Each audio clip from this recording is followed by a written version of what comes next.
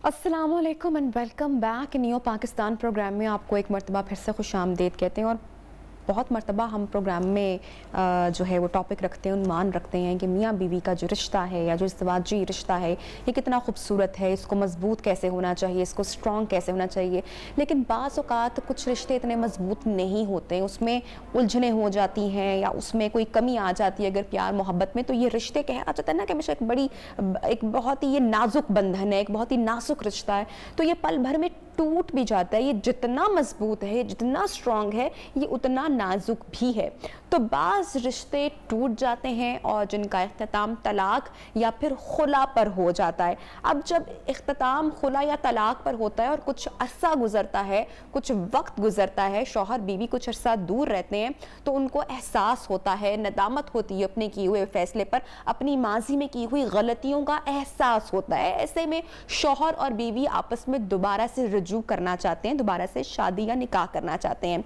तो ऐसे में हमने देखा है कि वापसी का रास्ता या जब रुजू किए जाने की बात आती है तो हलाला ही एक वो वाहिद तरीका है जिसको तैयार किया जाता है। आज के इस प्रोग्राम में हम हलाला की जो शरई हैसियत है इस्लाम में, उस हवाले से बात करेंगे और दीन इस्लाम इस मामले पर क्या रहनुमाई फरमाता है, इस पर डिटेल गुफ्तगू करेंगे। गुफ्तगू के लिए जो स्कॉलर हमारे साथ मौजूद हैं, यकीनी तौर पर किसी तारुफ के मोहताज नहीं है, हमारे साथ जनाब हफीजुल्लाह बलोच साहब ने हमें ज्वाइन की है।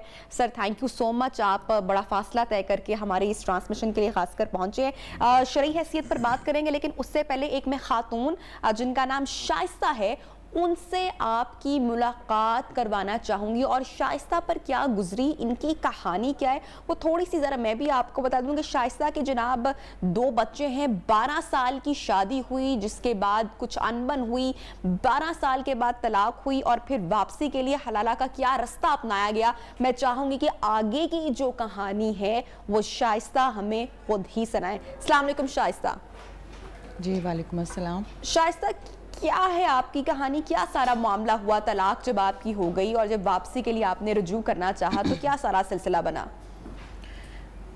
बस कुछ ऐसा हुआ कि मेरी शादी को तकरीबन 12 साल हो गए हैं और 2 बच्चे हैं मेरे, एक बेटा है और छोटी बेटी है। तो बड़ी अच्छी ज़िंदगी गुजर रही थी, लेकिन बस अचानक से कुछ मेरे हस्बैंड जो हैं वो थोड़ा चेंज होना शुरू हो गए, घर में टाइम कम देने लगे और बस ये चीज़ें दूर करती गई। फिर कुछ और बातें मुझे पता चली तो जिसकी वजह से दूरियां बढ़ी। फिर आपने खुला लिया या तलाक? बस कुछ ऐसा हुआ कि जहन जो था वो सारा डिस्टर्ब होकर रह गया था कि मैं क्या करूं और क्या ना करूं। तो फिर मैं घर चली गई। अब्बू ने मुझे घर रोक लिया कि इस तरह लड़ाई झगड़े तुम्हारे चल रहे हैं तो तुम इधर रुक जाओ। ठीक। तो उसके बाद कुछ सिलसिला बना नहीं, तो फिर मैंने चाहा कि मैं खुला ले लूँ उनसे। ठीक ठीक। शाइस्ता फिर बताइएगा फिर क्या हुआ? तो फिर मैं ये सोचती रही कि मैं खुला ले लूँ, क्योंकि मैं उस घर में अब जाना नहीं चाहती जहाँ सुकून नहीं है और मैं हर वक्त टेंशन में रहती हूँ। घर नहीं रहा, हस्बैंड की तरह मुझसे पेश नहीं आता, तो मैं बहुत परेशान थी। फिर उन्होंने मुझे खुद ही डिवोर्स दे दी। तो वो मरहला भी बहुत तकलीफ दे था। घर आ गई, घर में भाभियाँ जो थी, आपको पता कि ज़िंदगी कैसी है आजकल कि भाई और भाभी जब एक लड़की वापस घर आ जाती है तो उसके लिए ज़िंदगी गुजारना कितना मुश्किल हो जाता है, ये आप समझ सकती हैं। तो जितनी भी मर्ज़ी भाई और भाभी अच्छे हों, लेकिन अजियत ज़रूर मिलती है उस घर में दोबारा आने के बाद। शाइस्ता, कितनी देर के बाद आपको एहसास हुआ कि नहीं अब सुलह हो जानी चाहिए या वापसी का रास्ता इख्तियार करना चाहिए, या आपके शौहर को भी अपनी गलतियों का एहसास हुआ और फिर क्या फ़ैसला हुआ?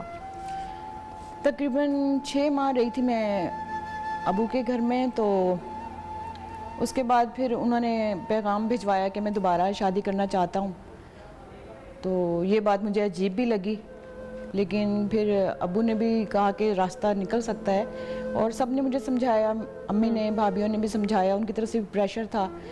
तो फिर तय ये पाया कि खुला तो मैं नहीं ले सकी, लेकिन हलाला करने के बाद दोबारा मेरी उनसे शादी हो सकती। हलाला किया गया आपका? जी। अच्छा, क्या सारा सिलसिला हुआ तब, क्या पूरी सूरत हाल हुई, किससे किया गया?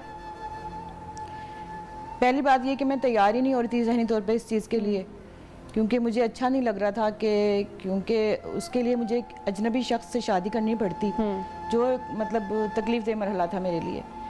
اور بہت سوچا لیکن اس سے کوئی بہتر حل سمجھ نہیں آیا. سب نے یہی مشورہ دیا کہ اس کے علاوہ تم ساری زندگی کیسے گزارو گی؟ اگر حلالہ نہیں کرو گی تو کیا کرو گی؟ ساری زندگی اسی گھر میں پڑی رہو گی.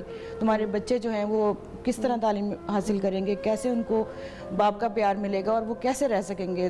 تم دونوں کی ضرورت ہے ان کو. اچھا، جس شخص سے آپ کا حلالہ کیا گیا کتنا دورانیہ رہا حلالے کا، اور کیا آپ اس شخص کو پہلے سے جانتی تھیں؟ فیملی کی، آپ کی شوہر کی، آپ کی کنوکشن کے بعد، مطلب کہ آپ کی رضامندی کے بعد یہ سارا سلسلہ ہوا؟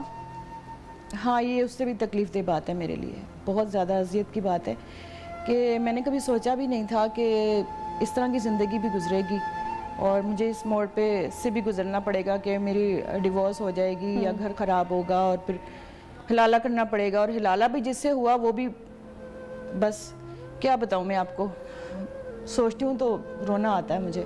کس شخص سے ہوا؟ آپ جانتی تھی اس کو؟ ہاں، میں ان کو جانتی تھی لیکن کبھی سوچا نہیں تھا کیونکہ میں ان کو ہمیشہ بھائی کہتی تھی.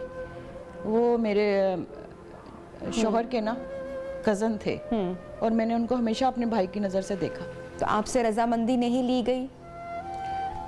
نہیں، ان کے پاس اس سے علاوہ کوئی آپشن نہیں تھی، کوئی ایسا فرد نہیں تھا جس پہ وہ اعتبار کرتے.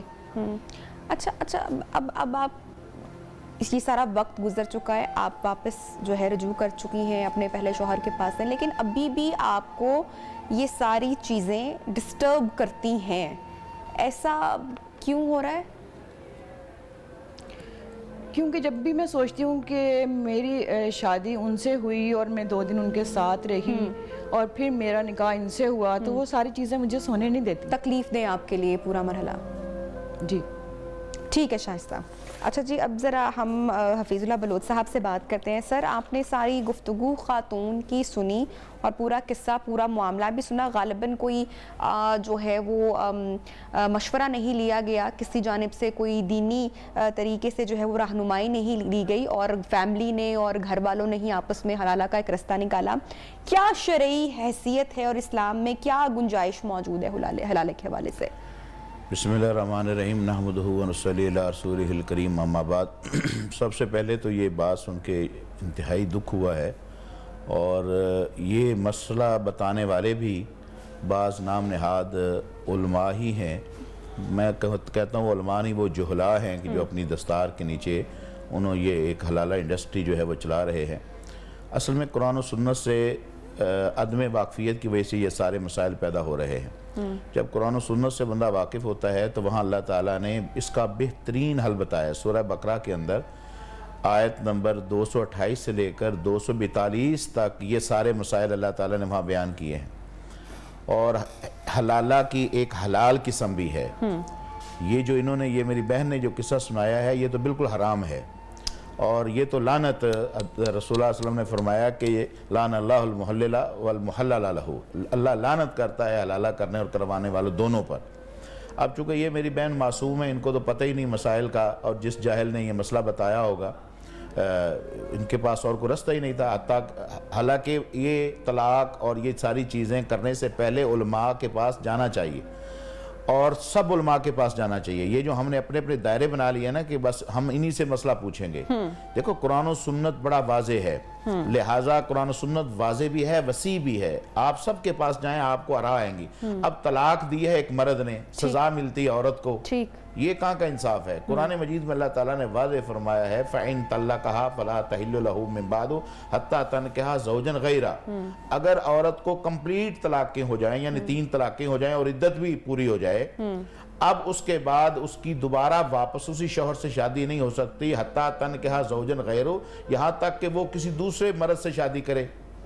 اچھا، اب جب دوسرے مرد سے شادی کرنے کا جو مطلب وہ یہ نہیں ہے کہ 1 گھنٹے کے لیے، رات کے لیے، 2 دن کے لیے، 4 دن کے لیے مخصوص وقت اور کے لیے وہ کیا جائے.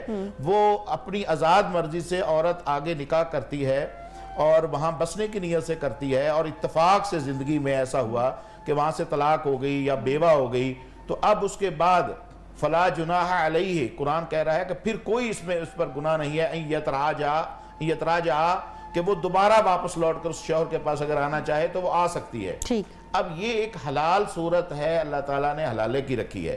ہمارے ہاں جو یہ انداز چل رہا ہے جو میری بہن نے بیان کیا ہے, اور یہ ہزاروں ایسے واقعات ہماری سوسائٹی کے اندر ہیں, یہ تو آنکھوں دیکھی مکھی کھانے والی بات ہے اور سب سے بڑا گناہ ہے. حتیٰ کہ حدیث شریف میں آتا ہے کہ رسول اللہ صلی اللہ علیہ وسلم نے فرمایا کہ الا اخبرکم بتعیس المستعار, کیا میں تمہیں ایک ایسے سانڈ کے بارے میں نہ بتاؤں؟